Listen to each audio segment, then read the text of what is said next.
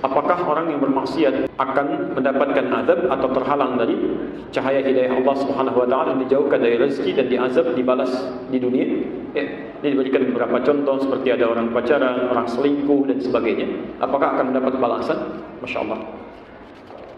Bapak Ibu sekalian, setiap perbuatan yang kita lakukan itu langsung mengandung konsekuensi. Ketentuannya sederhana. Laha ma kasabat wa 'alaiha mak tasabat. Jadi kalau baik langsung mendapatkan kebaikan, kalau buruk langsung mendapatkan konsekuensi keburukan. Tapi perhatikan indahnya Allah dalam hal ini. Kenapa kalau orang berbuat baik menggunakan la? Kalau orang berbuat buruk menggunakan ala? Perhatikan kalimatnya. La dengan ala lebih pendek mana? La atau ala? Baik, lebih cepat mana diucapkan? La atau ala? Satu atau dua? La, satu. Perhatikan. Kenapa ketika melakukan kebaikan kalimatnya menggunakan la, ributnya. La, laha, maka sahabat hurufnya satu. Saking cepatnya Allah mengapresiasi setiap kebaikan yang dilakukan. Jangankan pekerjaannya, niatnya saja sudah ada pahalanya.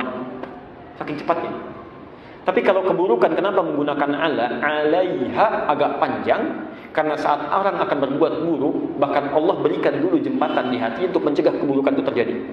Pikirkan dulu, jangan dilakukan. Bahkan sebelum dia kerjakan dengan perilakunya, itu belum dicatat. Kebaikan tidak, baru difikirkan sudah ada pahalanya. Diniatkan ada pahalanya, dilakukan tambah.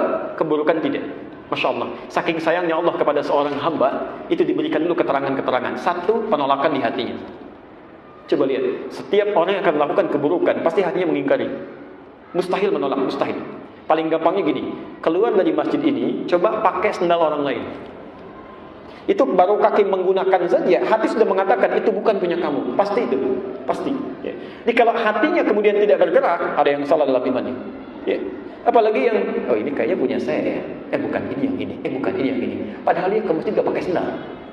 Itu pasti ada yang keliru dalam imannya. Ya. Jadi hatinya pasti menolak. Yang pertama kali terjadi saat seseorang berbuat salah, saking sayangnya Allah, itu dibuat satu warning di dalam dirinya, jangan lakukan. Dicegah. Saat akan melakukan pun ditampilkan konsekuensinya. Misal, kalau mau bohong, wail, pasti celaka. Kamu jangan bohong, kamu bisa celaka. Ya. Kalau akan melukai orang, ada curang misalnya, wailul lil mutaffifin. Ya. Ada perbuatan zina, ada konsekuensinya. Ada, banyak sekali itu. Banyak. Ya. Persoalan selingkuh, jangankan masalah selingkuh, masalah pencuri ada konsekuensinya. Ya. Maaf, wasariqatu faqta'u aydiyahuma. Ya. Kalau ada orang mau mencuri, sampaikan pada mereka. Resikonya bisa potong tangan. Supaya tidak terjadi. Ya, supaya tidak terjadi. Berikan hukum yang ketat memotong tangan supaya tidak mencuri. Ya. Apalagi orang-orang yang melakukan dosa-dosa besar. Ya, hati-hati. Kalau kamu bisa selingkuh, sudah menikah kemudian selingkuh, resikonya azabnya besar. Ya. Ya, bisa ada rajam, ya, bisa ada macam-macam dan bisa berpengaruh dalam kehidupan, ya. Dan mohon maaf, seseorang yang nekat melakukan kesalahan setelah diterangkan, biasanya Allah memberikan pelajaran dunia sebelum dia mendapatkan bagian akhiratnya. Biasanya Allah memberikan pelajaran dunia sebelum dia mendapatkan balasan akhiratnya. Lihat dalilnya di Quran surah As-Sajdah. Pernah dengar ayat ini? وَلَنُذِيقَنَّهُمْ مِنَ الْعَذَابِ الْأَدْنَى دُونَ الْعَذَابِ الْأَكْبَرِ لَعَلَّهُمْ يَرْجِعُونَ. Allahu Akbar. Lihat Quran surah 32 ayat 21. Ya. Kalau saya tidak keliru ayat 21. Posisinya sebelah kanan paling atas. Kalau mushafnya sama ya. Walanudhiqannahum di lembar yang paling akhir, setelah mau selesai paling atasnya. Walanudhiqannahum minal adzabil adna dunal adzabil akbari la'allahum yarji'un. Perhatikan kalimatnya. Dan kami akan timpakan kepada sementara orang supaya dia sadar, ya, hukuman dunianya. Ada orang yang oleh Allah diluruskan di dunia dulu, seperti dihukum. Ya, diberikan pelajaran dunianya, dunal adzabil akbar, bukan siksa yang nanti diberikan saat di akhirat. Allah tangguhkan siksa akhirat, tidak diberikan, ditahan-tahan begini. Diberikan hukuman dunia supaya dialihkan, la'allahum yarji'un, supaya dia kapok dengan itu, kemudian dia taubat. Ya, dengan taubatnya ini siksa akbar yang ada di akhirat tidak akan diberikan. Ya, tidak akan diberikan. Ada dosa-dosa yang saking sayangnya Allah, jangan sampai kamu dihukum saat di akhirat nanti, diberikan jalan keluar. Karena dia diingatkan gak mau dengar, ditampakkan gak mau sadar, maka diuji dengan musibah. Ya. Saking sayangnya Allah ditangkap dia.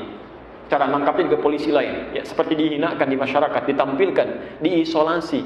Masya Allah, kurang apa lagi? Kalau sudah diisolasi, ditempatkan di satu tempat, diberikan tausiah, ya, tiap hari dengar tausiah saja, tiap hari dengar ceramah, kemudian dipisahkan dari orang dengan 12 tahun belum sadar juga. Berapa lama yang waktu yang dibutuhkan untuk sadar? Supaya dia tobat dengan menangis, dengan tobat, dengan dirampas yang kelihatannya seperti diambil hartanya, bukan.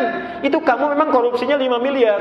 Tapi 5 miliar itu jadi modal masuk ke perut, jadi alat usaha, bertambah, diambil kena TPPU yang diambil 10 miliar. Karena yang haram tadi menyebar. Saking sayangnya Allah, diambil yang 5 miliar, diambil semua yang haramnya 10 miliar diambil.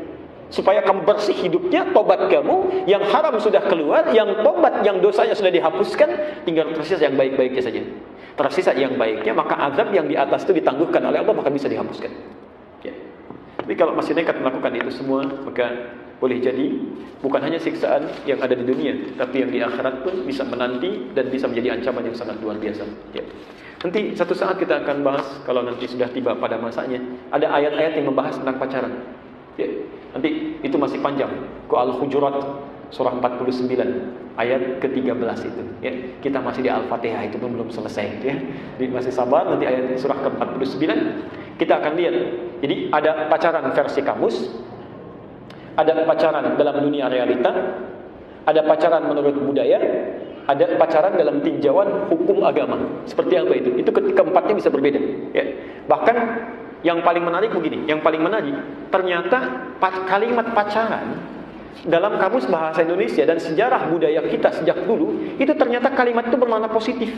Dulu positif itu, ya, terkait benar dengan makna syar'i itu. Ya, saya persingkat saja dulu. Kalau orang Melayu di Sumatera bagian utara ke sana, kalau suka dengan seseorang, itu nanti yang laki-lakinya akan berdiri pada saat pertengahan rembulan, kemudian dia mencari satu batu, duduk di samping rumah perempuannya, ya, yang dia sukai itu. Lalu dia akan mengumandangkan syair, ya, mengumandangkan syair. Kalau sudah mengumandangkan syair, nanti bapak calon mertuanya akan mengendap-endap dari rumahnya, ya, ke belakang itu supaya tidak mengendap-endap, ya, supaya tidak ketahuan dia mengendap-endap. Lalu ditangkap tuh, ketahuan kamu, gitu.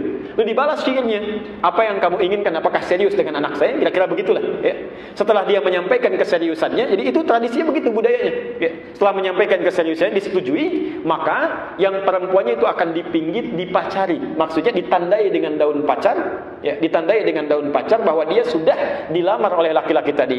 Proses itu disebut dengan pacaran. Proses memberikan pacar pada perempuan itu karena sudah dipinang lewat bapaknya. Dia nggak ketemu dengan perempuannya. Dia sampaikan pada bapaknya. Kalau bahasa kita, saya minat dengan anak bapak, tolong terima. Dijawab oleh bapaknya, kamu saya terima kalau kamu serius. Kalau sudah serius, anak perempuannya akan ditandai dengan daun pacar. Ya, maka dipacari dia, dipacari maksudnya ditandai dengan daun pacar, sudah dinyatakan sebagai perempuan yang dipinggit dan diberikan kursus selama 40 hari oleh ibunya menjadi istri yang salihah. Itu asalnya. Jadi kalimat pacaran itu dalam budaya demikian. Dalam kamus pun akan beda. Maka yang jadi salah adalah ketika kalimat itu digunakan dalam konteks pergaulan, keliru dalam prakteknya. Maka berubahlah makna yang positif tadi menjadi makna yang negatif. Ya. Sehingga dengan perubahan negatif ini biasanya yang terakhir yang dipakai. Yang terakhir yang dipakai. Ya. Nanti lain waktu dibahas kalau ingin lebih dalam, ya. Saya kira kita cukupkan dulu ya untuk hari ini.